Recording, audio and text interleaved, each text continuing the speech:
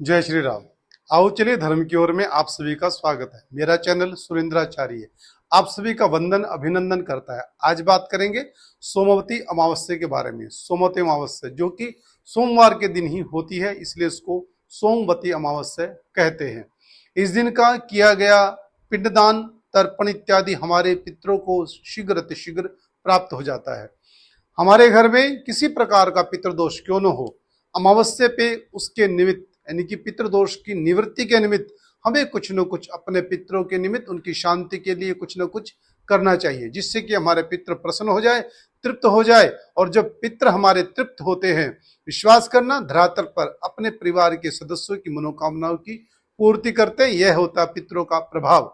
जिनके पितृ रुष्ट हो जाते हैं उनके जीवन में 3 प्रकार के कष्ट आते ही आते हैं, चाहे वो कुछ भी कर ले, माने या ना माने, उन्हें उन कष्टों का सामना करना पड़ता है। पहला तन मन, दूसरा और तीसरा धन। तन मन धन की हानि होनी ही होनी है। यह पितरों की पितृदोष की पहचान बताई गई है। अगर आप गांव में रहते हैं, अगर आप पशु इत्यादि पालन करते हैं तो पशुओं में रोग आ जाएगा, दूध देना बंद कर देंगे, एक थन से खून बहने लग जाता है। यह पितृदोष की पहचान होती है। दूसरे के घर में वही पशु अच्छा दूध देता है, और जब वो आ जाता है घर में, जिनके घर में पितृदोष होता है वहां पे वो रोगी हो जाता है। यह पितृदोष की पहचान है। दूध में पूत में अगर कमी आने लग जाए तो पितृदोष की पहचान है। धन में कमी आने लग जाए, मन अशांत रहने लग जाए और तन में किसी प्रकार रोग आ जाए तो समझ जाना चाहिए कि पितृदोष लग चुका है। इसलिए आपको पितृदोष की निवृत्ति के लिए कुछ न कुछ उपाय करने चाहिए। यह कोई किसी प्रकार का वहम नहीं है, किसी प्रकार का भय नहीं है और भयभीत होने वाली बात भी नहीं है। आपको थोड़ा सा ध्यान रखना होगा, थोड़ा सा समझना होगा कि वो लोग जो हमारा पालन पोषण करते थे, वह लोग जो अपनी नेक कमाई से कमाई हुई संपत्ति हमारे नाम करके चले गए, वह लोग जो आस लगाए बैठे थे, जिन्होंने हमारा पोषण किया, हमें पढ़ा लिखाया, इस योग्य बनाया कि हम अपना जीवन सरलता से यापन कर सके, आज वो हमारे बीच में नहीं है। वो किसी लोक में चले गए हैं। उनके निमित्त कुछ करना तो क्या बुराई है। लोग कहते हैं कि जो मर गए सो चले गए, पता नहीं कहाँ गए, पितर थोड़ी बने, पता नहीं कौन गए, राख बन गए। ये तो बेवकूफों की बात होती है, मूर्खों की वार्तालाप होती है। अरे इतना ही समझ लो कि हमारे पिता दादा परदादा, माता दादी परदादी, नाना नानी इत्यादि जो हमसे इतना प्रेम करते थे, आज हमारे मध्य में नहीं, उनकी मृत्यु हो चुकी है। वह स्वर्ग में, वैकुंठ में या फिर मोक्ष इत्यादि को प्राप्त हो चुके हैं। लेकिन उनके निमित्त कुछ करते हैं। कोई पानी की व्यवस्था करते, प्याऊ बनवाते हैं, कोई गौशाला का निर्माण करवाते हैं, किसी मंदिर का निर्माण करते हैं। लोग वहां पे आएंगे, पूजा करेंगे, मनोकामनाओं की उनकी पूर्ति होगी। अगर अपने दादा परदादा के निमित्त आप कुछ करवा देते सामूहिक कार्य, तो इसमें कौन सी बुराई है, तो कर लेना चाहिए। जो अपने पितरों को नहीं मानता, 1, 2 या तीसरी पीढ़ी में जाकर उनको एक भारी समस्या का सामना करना पड़ता है। इसका आंकलन ऐसे कर लेते हो, कर सकते हो कि आपके पिता आपसे प्रसन्न नहीं है, आप अपने माता पिता का देखभाल नहीं करते हो उनकी, तो आपसे रुष्ट हो जाते हैं। आपको कहते कुछ नहीं है, लेकिन उनके दिल से जो बद्दुआ धीरे धीरे निकलती है, चाहे वो बद्दुआ भी ना दे, लेकिन दुखी तो होंगे कि जिसके लिए हमने इतना किया, आज जो हमारी देखभाल नहीं कर रहा है, हमारे निमित्त कुछ कर नहीं रहा है, अपने नाम को आगे रखता है, इस प्रकार से करते हैं तो वो दुखी हो जाते हैं। और वो दुखी हो जाते हैं तो उसका हमें सामना करना पड़ता है। और वो तो पितृ, ये तो फिर भी कहीं ना कहीं आशीर्वाद ही देंगे आपको। आप भोजन नहीं दोगे तो दूसरे बेटे के यहाँ भोजन कर लेंगे, वो नहीं देगा भंडारे में खा लेंगे, वहां नहीं होगा वृद्धाश्रम चले जाएंगे, वहां नहीं होगा तो अपने मेहनत करके कर लेंगे। लेकिन जो हमारे मध्य नहीं है, जो मर चुके हैं, अगर आप उनके निमित्त कुछ नहीं करते, बिल्कुल भूल जाते हैं, तो वो इतने रुष्ट हो जाते हैं, आप उसकी कल्पना भी नहीं कर सकते हैं। आपको करना क्या है, अपने पितरों को नमस्कार करना है, अपने पितरों को मानना है, अपने पितरों को जानना है। इतना करने में कौन सी आपकी बुराई है, कौन सी आफत आ जाएगी। पितरों के लिए श्रद्धा रखना ही श्राद्ध कहलाता है। उनके निमित्त दिया गया अन्न, उनके निमित्त दिया गया जल, उनके निमित्त दिए गए वस्त्र, उनके निमित्त की गई गौशाला में सेवा, उनके निमित्त की गई बेजुबानों की सेवा, उनको भोजन प्रोवाइड कराना, इसमें कौन सी बुरी बात है। इतना ही तो करना है। श्रद्धा से दिया गया अन्न धन इत्यादि ही श्राद्ध कहलाता है। इतना ही तो करना है। अब यह सारे कार्य अमावस्या पे होते हैं, आप सब जानते हैं। यह सारे कार्य श्राद्ध पक्ष में होते हैं, आप सब भली भांति से जानते हैं।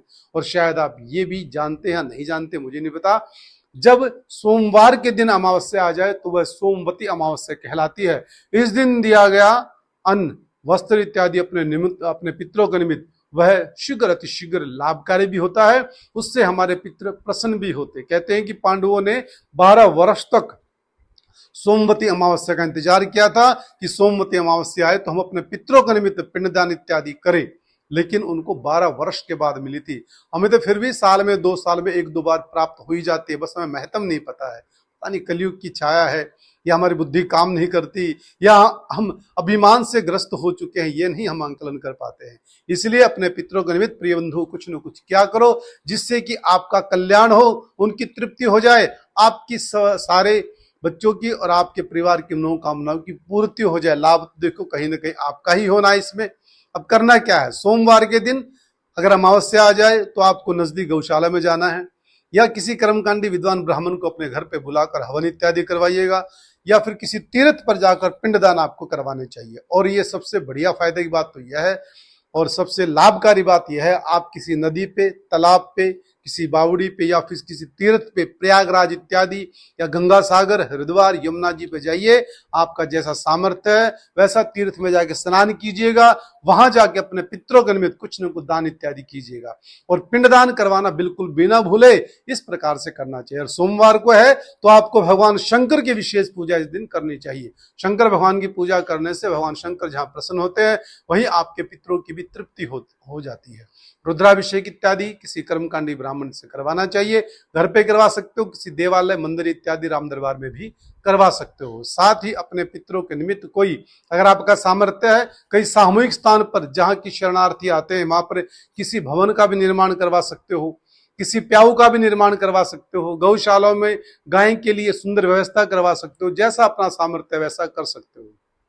कहते हैं कि सामर्थ्य ना हो तो आप अपने जितना भी छोटा या बड़ा सामर्थ्य उसके अनुसार करें, ना हो तो कहते हैं अंत में कि सूर्य भगवान के सामने दोनों हाथ जोड़कर प्रणाम करके कहो कि मेरे पितृ प्रसन्न हो जाए, मैं आपकी शरण में हूं और इतना ही मेरा सामर्थ्य, ऐसे हाथ जोड़ दीजिएगा तो भी आपके पितृ प्रसन्न हो जाएंगे। लेकिन कुछ न कुछ तो करना पड़ेगा। नमस्कार करने में भी कैसी बुराई है। यह अमावस्या बड़े भाग्य से हमको प्राप्त हुई है जो कि 8 अप्रैल 2024 यानी कि सोमवार के दिन है। 8 अप्रैल को सोमवती अमावस्या है जो हमारे पितरों की प्रसन्नता के लिए हमें प्राप्त हुई है। यह हम सबका सौभाग्य है कि हमें सोमवती अमावस्या मिली है, तो हमें जरूर करनी चाहिए। 3 पीढ़ियों का इसके अंदर पिंडदान होता है। सबसे तो पहले अगर आपके पिता जीवित है तो पिता ही करेंगे। अगर पिताजी नहीं है तो आपको पिता, दादा, परदादा, माता, दादी और परदादी का किया जाता है। साथ में नाना, नानी, परनाना, परनानी, वृद्ध परनाना, वृद्ध परनानी का भी कर सकते हैं, यानी कि एक पीढ़ी ऊपर भी कर सकते हैं। ऐसी वृद्ध परदादा और वृद्ध परदादी का भी आप कर सकते हो। ऐसे किया जाता है। अगर पिताजी है तो पिताजी अपने से ऊपर की पीढ़ियों का करेंगे।